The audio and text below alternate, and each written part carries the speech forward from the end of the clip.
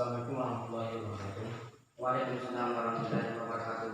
Mari teman-teman kita belajar, kita berdoa sebelum belajar.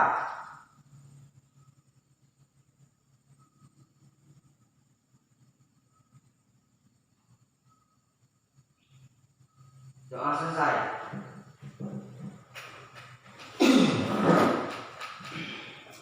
Alhamdulillah.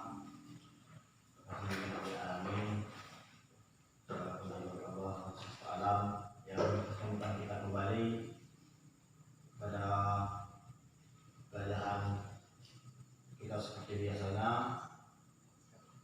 serta bersyukur atas nikmat Allah yang telah Allah berikan kepada kita yang tertutup hidayah. Dan juga kita tak lupa bersalawat kepada junjungan Nabi kita yang Nabiullah Muhammad SAW yang telah mengantarkan cahaya kebenaran, yang telah menjadi penutan bagi kita, yang telah membawa kita dari alam jahiliyah menuju alam yang mudah-mudahan kita rasakan pada saat ini. Hari ini kita akan melanjutkan materi pelajaran minggu lalu. Sebelum kita memasuki materi, sebelumnya kita akan absen terlebih dahulu.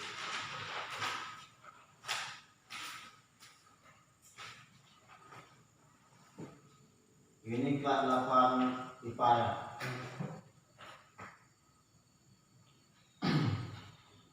Erik Tidak masuk Pak. kemana? Tidak tahu Pak, ada surat. Jadi apa ya namanya? Alim. Alim. Rizky. Masuk Pak. Satriwan. Nggak masuk juga Pak.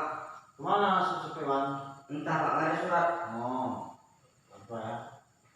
Fahmi. Nggak ada juga Pak. Kemana Fahmi? Entah, nggak ada surat itu Pak. Banyak sekali yang nggak masuk hari ini. Ya, apa? Banyak sekali yang nggak masuk hari ini. Entah. Nggak boleh masuk dulu. Luciana. Masuk Pak. Bisa. Masuk. Berita. Masuk. Ini siapa ini? Berita Madawi. Hadir Pak. Ada Octavia. Hadir. Konomo. Hadir Pak. Ari Putra Utama. Hadir.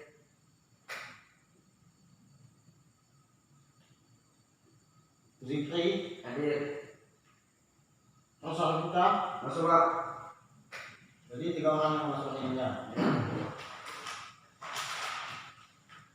Nanti ketua kelas tolong isi jumlahnya tentang pelajaran ini. Ya. Materi pelajaran kita hari ini yaitu adalah kita akan belajar tentang akhlak kepada orang tua dan guru. Kalau kita berbicara akhlak, itu tak luput dari adab tata cara kita. Yang mana akhlak ini merupakan terjemahan dari bahasa Arab, yaitu khuluq, yang artinya watak, kelakuan, tabiat, perangai, budi pekerti, tingkah laku, ataupun kebiasaan kita dalam keseharian kita. Itu merupakan akhlak yang mana berasal dari bahasa Arab. Kalau berbicara tentang akhlak ini, Bapak ada sedikit cerita teringat kisah seorang anak Baduy yang bertanya, yang ingin mengetahui bagaimana akhlaknya Rasulullah. Seorang tadi ini menemui Sayyidina Umar. Dia berharap Sayyidina Umar mampu menceritakan, memberitahu kepadanya bagaimana akhlaknya Rasulullah. Datanglah seorang Arab tadi itu kepada Sayyidina Umar dan bertanya, meminta penjelasan bagaimana tentang akhlak Rasulullah. Lalu si Sayyidina Umar terdiam dan tidak bisa menjawab dan mengeluarkan air mata. Bahwa hal itu menjelaskan bahwa Sayyidina Umar tidak mampu menjelaskan akhlaknya Rasulullah SAW. Kemudian Umar berkata, coba engkau temui Bilal, mintalah kepada beliau. Kemudian seorang sahabat ini pergi menemui Bilal, Bilal Rasulullah, seorang sahabat Rasulullah yang telah lama masuk Islam. Setelah itu, Ahmad ini juga sedemikian ingin mengetahui bagaimana akhlaknya Rasulullah dan bertanya kepada Bilal, Bilal, bisa engkau menceritakan bagaimana akhlaknya Rasulullah? Lalu Bilal ini sama halnya seperti Sayyidina Umar tadi, dia tidak bisa menceritakan bagaimana akhlaknya Rasulullah dan mengungkapkan ayat mata. Kemudian beliau berkata, coba engkau temui Sayyidina Ali bin Abi Thalib. Mungkin beliau lebih mengetahui tentang diri Rasulullah. Kemudian si Bilal ini, Syekh Ali ini maksudnya, pergi menemui Sayyidina Ali bin Abi Thalib dan meminta penjelasan tentang akhlak Rasulullah SAW. Dengan berharap menemui Sayyidina Ali ini, si Bilal maksudnya, si Muhammad Badri ini tadi dapat mengetahui bagaimana akhlaknya Rasulullah. Setelah sampainya kepada Sayyidina Ali bin Abi Thalib dan bertanya seperti yang dikatakan kepada Sayyidina Umar telah menceritakan bagaimana akhlaknya Rasulullah. Lalu Sayyidina Ali bin Abi Thalib pun berkata, bukankah Sayyidina Umar dan Bilal adalah sahabat senior Rasulullah, bahwa Sayyidina Umar dan Bilal tadi itu adalah sahabat para Rasulullah yang telah terlebih dahulu. Kemudian Ahmad ini cemas dan kembali kepada Sayyidina Umar tadi, ingin bertanya tentang akhlaknya Rasulullah. Kemudian setelah Al-Qadi ini menemui Sayyidina Umar tadi, lalu Sayyidina Umar berkata, apakah engkau mampu menceritakan keindahan dunia? Apakah engkau sanggup menceritakan keindahan pada dunia ini? Lalu Sayyidina Al-Qadi ini menjawab, bagaimana aku bisa menceritakan keindahan dunia ini? Demikianlah yang dikatakan oleh Sayyidina Umar. Beliau tidak mampu menceritakan akhlak Rasulullah. Sebagaimana yang dikembangkan oleh Allah, bahwa Muhammad itu memiliki budi pekerti yang agung, budi pekerti akhlak, kelakuan tingkah laku yang sangat baik. Jadi tidak bisa diceritakan bahwa seperti apa akhlaknya Rasulullah. Akhlak Rasulullah itu merupakan suri teladan bagi kita. Di dalam Al-Quran juga dijelaskan bahwa Muhammad tidak diutus kecuali untuk menyempurnakan akhlak. Jadi kita itu dituntut untuk berakhlak yang baik, berbudi pekerti yang baik, mempunyai sopan santun yang baik, baik itu terhadap orang tua, terhadap guru, terhadap teman, dan teman sebaya maupun adik kita. Kita harus mempunyai perilaku yang baik. Mungkin sampai di sini ada yang ingin bertanya tentang kisah yang Bapak ceritakan tadi, atau ada yang mengungkapkan pendapat? Ada Pak? Ada. Kalau tidak ada, kita lanjut dengan materi kita, yang mana akhlak merupakan budi pekerti, tingkah laku, perangai, dan kebiasaan kita.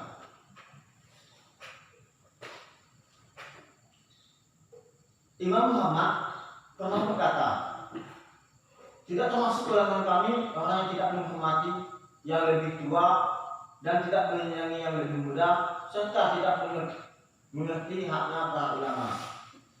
Jadi Imam Muhammad itu berkata bahwa tidak termasuk golongannya, tidak termasuk kaumnya orang yang tidak menghormati yang tua, menyayangi yang muda, dan tidak tidak tahu haknya para ulama. Jadi akhlak perilaku itu sangat diutamakan dan kita butuhkan, dan itu harus ditanamkan pada diri kita.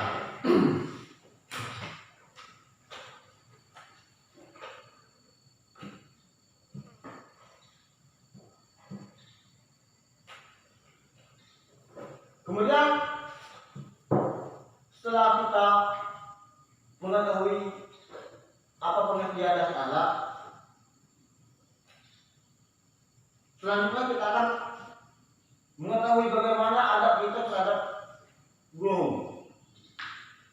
Akhlak dan adab itu mempunyai keterkaitan atau hubungan yang erat, yang mana akhlak itu merupakan kata umum dan adab itu merupakan bagian khususnya. Dan dalam akhlak itu terdapat adab. Yang mana adab ini adalah norma atau aturan yang mengenai sopan santun yang didasarkan atas aturan agama, terutama agama Islam. Jadi kita seorang Islam harus mempunyai sopan santun, aturan, dan norma-norma. Kalau menurut Imam Al-Ghazali, adab itu terhadap orang tua, terhadap guru yang lebih utama itu ada 10. Yang pertama, mendahulukan salam kepada yang lebih tua. Jadi tidak ada salam yang didahulukan, yang diberikan oleh yang lebih tua kepada yang muda, tapi melainkan yang muda memberikan salam kepada yang tua. Misalnya kita lagi bertemu seseorang di jalan dan orang itu lebih tua dari kita, jadi kitalah yang memberikan ulukan salam kepada beliau, dan bukan beliau yang memberikan salam kepada kita terlebih dahulu. Dan hal itu merupakan bagian dari adab, merupakan bagian dari akhlak kita, tata cara kita, sopan santun kita. Dan hal itu merupakan hadis dari Rasulullah yang diriwayatkan oleh Muslim, yang kecil memberikan salam kepada yang besar. Kemudian tidak banyak bicara depan guru. Jadi ketika kita lagi bermusyawarah, lagi bertolak, guru menyampaikan materi, itu biasanya terjadi di pondok pesantren. Kalau kita negeri ini belajarnya ya seperti ini. Kalau guru di depan di bangku, murid juga di belakang di bangku. Kalau di pesantren itu guru menyampaikan doa, menyampaikan materi, menyampaikan mengaji kitab itu dalam suatu lingkaran, seperti lingkaran, gurunya menyampaikan, yang lain mendengarkan, menyimak.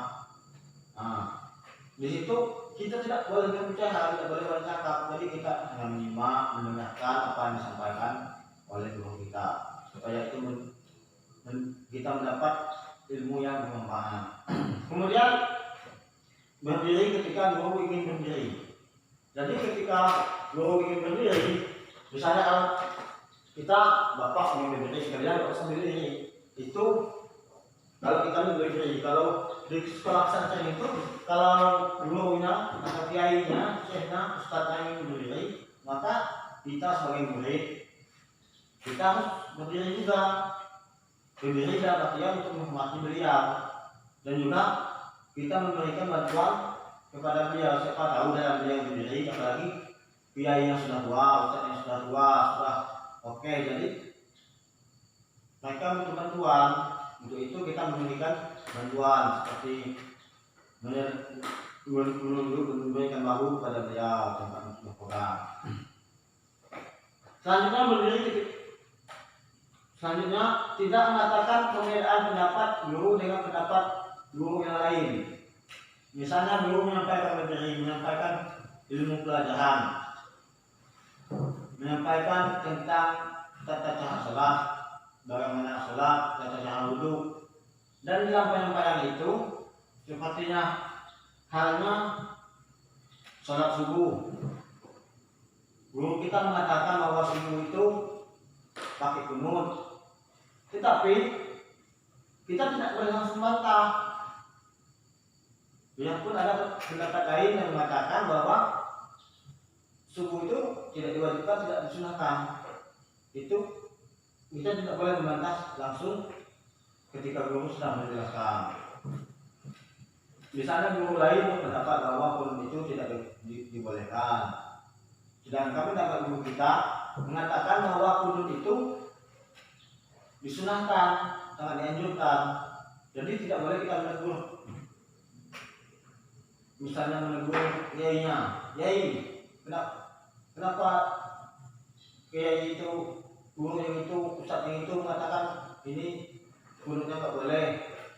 Kita nggak boleh seperti itu. Kalau kita ingin mengajukan pertanyaan atau pernyataan, kita izin dulu kepada beliau, mohon maaf, saya ingin bertanya atau menyampaikan ini masalah ini seperti ini. Sikulan mengatakan bahwa ini nggak boleh. Itu gimana ya Yai? Itu lebih sopan dan tidak menghalangi masyarakat kepada beliau. Selanjutnya tidak bertanya-tanya kepada teman sewaktu guru dalam majelis. Ketika guru sedang menyampaikan pelajaran, menyampaikan materi kepada kita sedang waktu pelajaran, itu kita tidak boleh bertanya kepada teman samping. Hei bro, ini apa jawabannya? Bagaimana ceritanya? Kita nggak boleh seperti itu. Kalau kita ingin bertanya, kita langsung bertanya kepada guru kita. Supaya apa? Supaya kita itu mempunyai akhlak, perilaku yang baik, mempunyai sopan santun dan tata cara. Bisa jadi dengan kita bertanya kepada teman kita di samping, guru kita terganggu dengan apa yang kita bicarakan. Jadi kalau kita ingin bertanya, langsung bertanya kepada guru. Kan guru itu merupakan orang yang paling mengetahui di antara kita, apalagi kita murid ini. Sedangkan murid itu sepintas-pintasnya murid adalah sebodoh-bodohnya guru. Selanjutnya tidak menumbuh senyum atau tawa ketika ingin berbicara dengan guru. Jika kita ingin berbicara dengan guru dengan cara yang baik, kita tidak boleh sengir berbicara dengan guru. Siapa tahu dengan kita dengan sengir, tawa, berbicara dengan guru nanti bisa membuat gurunya tersinggung. Bisa jadi menimbulkan fitnah dan juga bisa mengurangi rasa hormat kita, rasa patuh kita kepada guru kita. Jadi dengan cara yang baik. Dalam berbicara dengan guru itu biasa-biasa saja, nggak usah harus senyum-senyum, cengir-cengir, apalagi ketawa.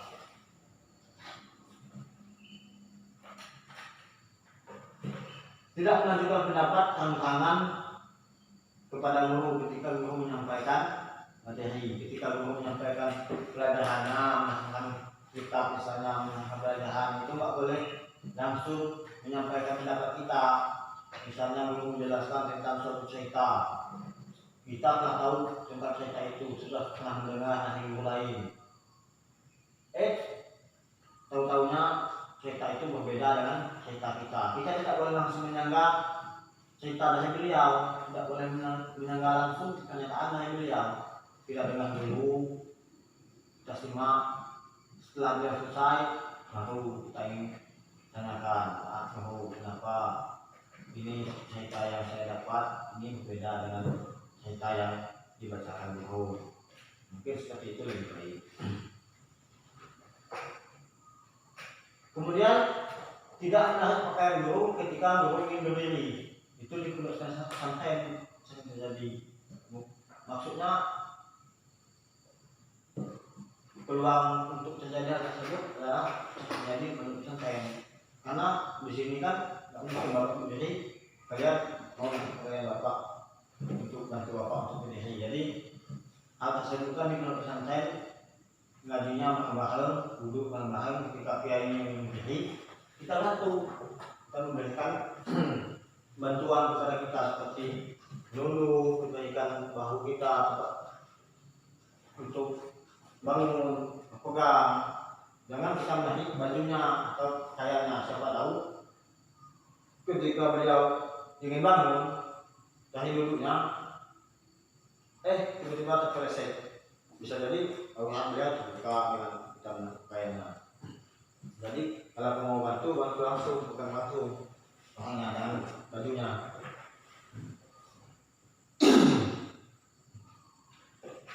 Selanjutnya tidak menanyakan masalah ketika kita dalam perjalanan. Ketika kita dalam perjalanan dengan guru, misalnya ingin pergi ke musola, ingin sholat jamaah, itu tidak boleh menanya di waktu dalam perjalanan. Apalagi masalah pribadi yang menyangkut dengan beliau. Jadi ketika kalau kita ingin bertanya setelah beliau sampai di rumah atau sampai ke tempatnya. Karena kita bertanya tengah jalan itu mengurangi sopan santun kita, mengurangi adab kita.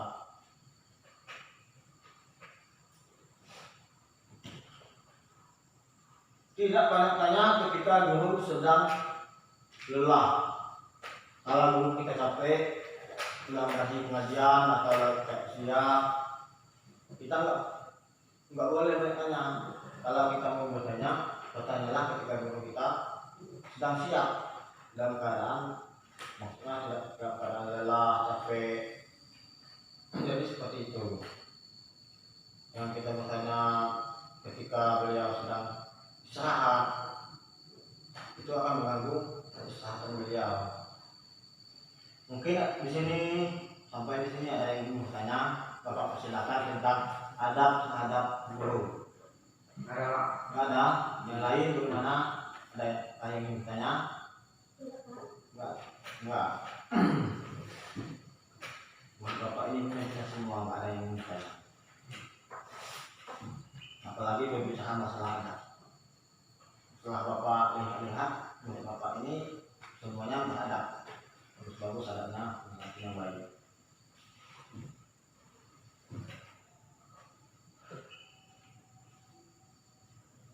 Oh iya, dalam pertemuan kali ini Bapak minta kalian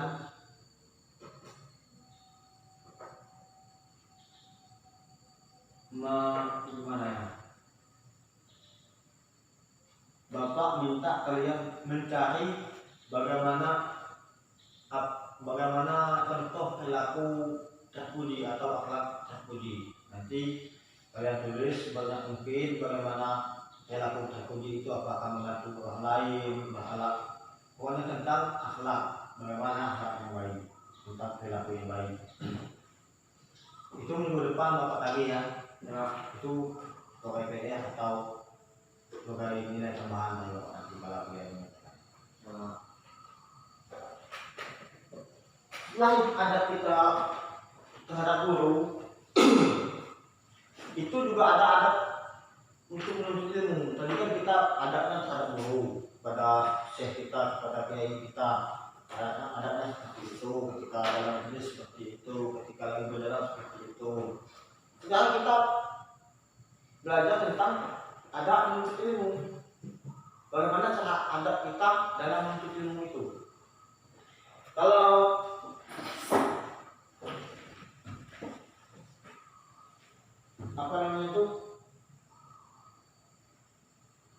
adab terhadap guru itu kepada orangnya. Kalau kepada ilmu itu adab kita dalam menuntut ilmu untuk mendapatkan suatu ilmu itu, baik itu kita beradab kepada guru maupun beradab kepada ilmu.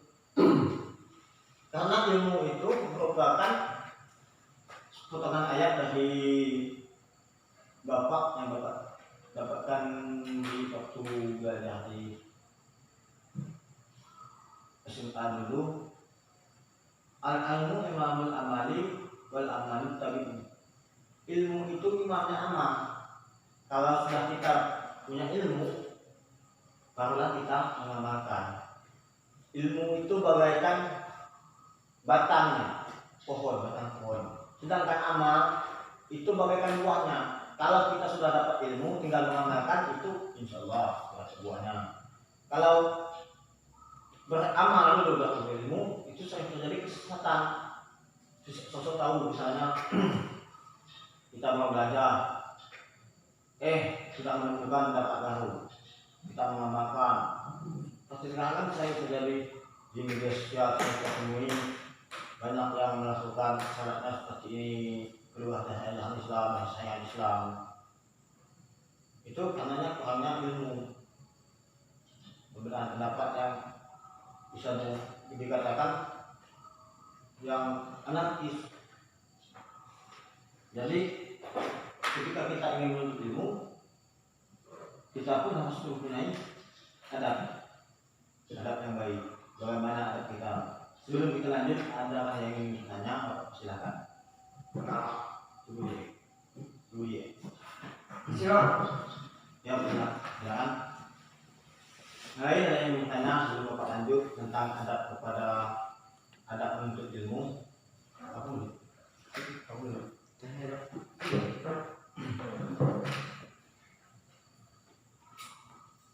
Kalau ada yang ingin bertanya, silakan. 26. Oke. Jadi waktu kita masih ada sekitar 10 menit lagi ya. Kita lanjut untuk menyelesaikan kita ini. Apa saja adab menuntut ilmu itu? Adab menuntut ilmu itu ada 10. Yang pertama, niat kepada Allah Subhanahu wa taala. Jadi kalau kita ingin menuntut ilmu bukan karena paksa, bukan karena apa. Kita menuntut ilmu itu hendak kita sendiri. Maksudnya niatnya itu lillahi ta'ala, karena Allah. Karena itu kita harus harus gimana? Enggak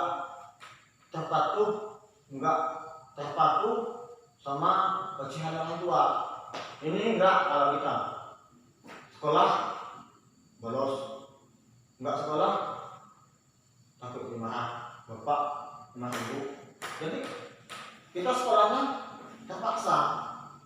Jangan begitu. Kalau ada menuntut ilmu, kita harus bersungguh-sungguh atau niatnya hanya karena Allah Subhanahu wa taala. Yang kedua, selalu berdoa. Setelah kita ingatkan Allah, kita berdoa kepada Allah sebelum kita berangkat sekolah. Ya Allah, setelah ini saya ingin menuntut ilmu, berikanlah saya ilmu yang bermanfaat, berikanlah saya ilmu yang berguna bagi diri saya dan orang lain. Itu merupakan bagian dari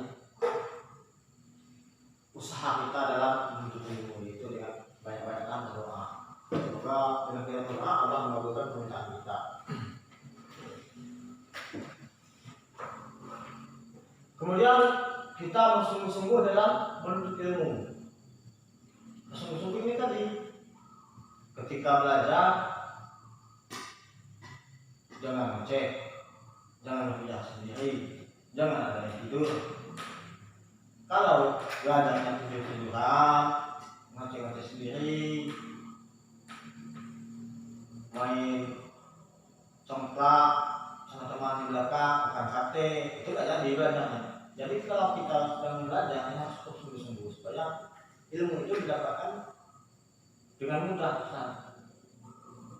Kalau kita lagi makan, nggak mungkin kita lagi ngomong sama teman, lagi makan, kita mendengarkan dengan maksimal apa yang disampaikan oleh guru kita. Dan itu bersungguh-sungguhlah dalam menuntut ilmu. Setelah bersungguh-sungguh, kita meninggalkan perbuatan maksiat, meninggalkan perbuatan-perbuatan yang berbau pada dosa. Jadi kalau kita ingin menuntut ilmu, apalagi ilmu agama, kita harus meninggalkan perbuatan-perbuatan maksiat seperti mencuri, menggunjing, berbohong. Itu semuanya dosa. Jadi hal-hal yang seperti itu kita jauhi, kita tinggalkan. Supaya apa? Ilmu itu mengalir kepada hati kita. ilmu itu akan lebih mudah mengalir kepada hati yang bersih. Orang-orang yang rendah hati, orang yang hatinya bersih, orang yang hanya jujur, itu akan lebih mudah ilmunya mengalir. Apalagi orang yang mempunyai akhlak yang lebih tinggi. Karena akhlak itu lebih penting, lebih diutamakan sebelum kita menuntut ilmu. Berakhlak dulu kepada ustadz kita, kepada orang tua kita, kepada kakak kita, baru kita dianjurkan untuk menuntut ilmu. Jadi kita harus dan dianjurkan untuk menjauhi perbuatan yang membawa dengan dosa dan maksiat. Selanjutnya selalu rendah hati. Biarpun kita sedang berkenan untuk ilmu, biarpun kita sudah tahu sudah mendapatkan ilmu yang cukup, sudah mengetahui materi yang disampaikan guru, kita jangan berlagak sombong, kita harus tetap rendah hati. Karena ilmu yang harus kita pelajari itu bagaikan kulitnya, itu belum seberapa. Karena ilmu dunia ini tidak ada habis-habisnya kalau kita ingin menggalinya. Jadi kita tidak perlu sombong dengan ilmu yang kita dapatkan. Kita harus rendah hati. Tapi jangan terlalu pelit, nanti mentang-mentang ingin rendah hati. Pas ada yang bukan lebih bodoh atau yang lebih goblok, tapi mereka yang belum tahu ini makanya kita kasih tahu apa yang kita mampu. Rendah hati bukan maksudnya tidak mau mempunyai wawasan kepada orang lain, tapi tidak boleh sombong. Dan satu sifat baik kepada sesama.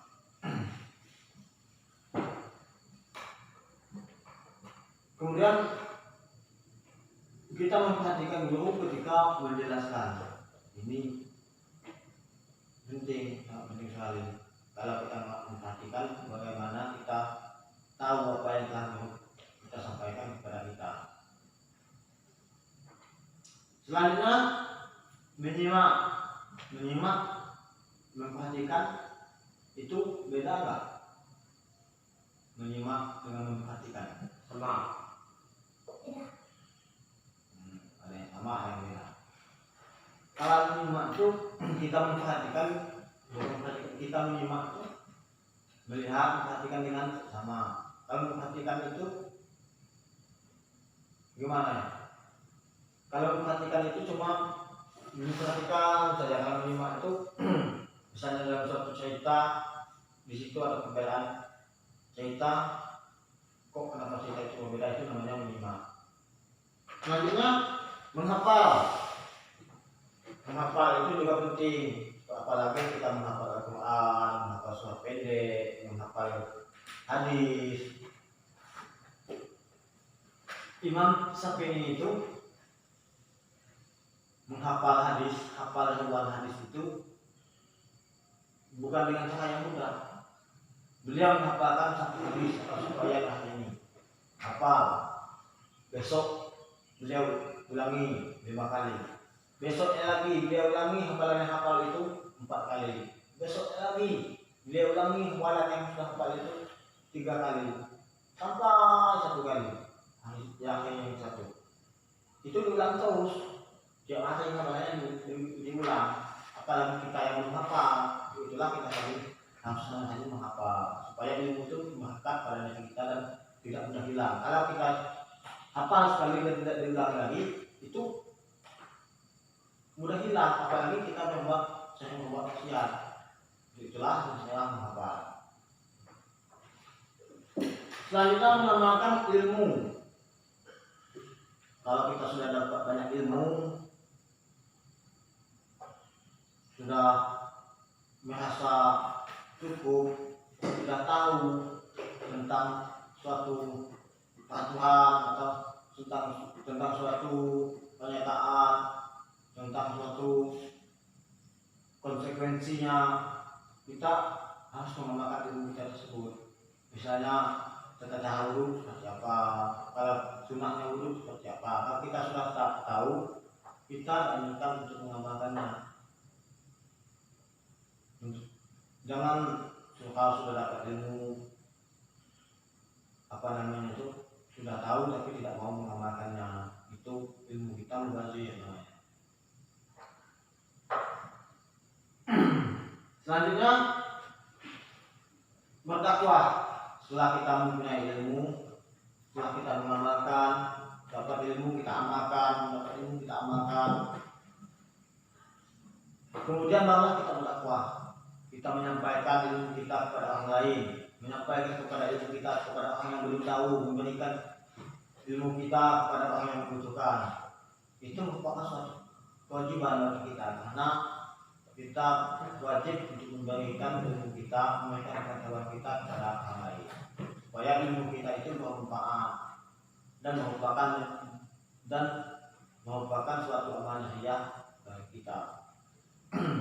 Mungkin sampai di sini ada yang bertanya, silakan. Itu takut.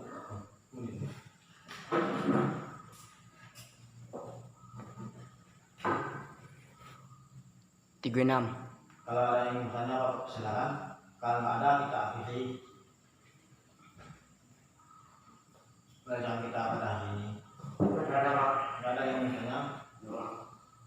Itu Allah juga kami bertanya. Nggak ada yang bertanya. Semuanya sudah kita. Kalau juga ada yang bertanya, oh ya, jangan lupa tugasnya tadi apa? Mencari perilaku baik, mencari akhlak baik, mencari budi pekerti yang baik. Bisa perilaku terpuji seperti apa? Perilaku terpuji itu membantu orang tua ketika orang tua sedang sakit, menolong orang tua, mencuci di rumah, itu merupakan perilaku terpuji. Nah, itu dicari sebanyak mungkin dan nanti bapak yang akan menilainya. Ya, hasil lihat yang menilai. Kita akhiri pelajaran kita hari ini dengan melafazkan lafaz hamdalah. Alhamdulillah. Semoga apa yang telah Bapak sampaikan kepada kalian bermanfaat bagi Bapak dan bagi kita semua pada umumnya. Bapak akhiri. Assalamualaikum warahmatullahi wabarakatuh. Waalaikumsalam warahmatullahi wabarakatuh. Oke.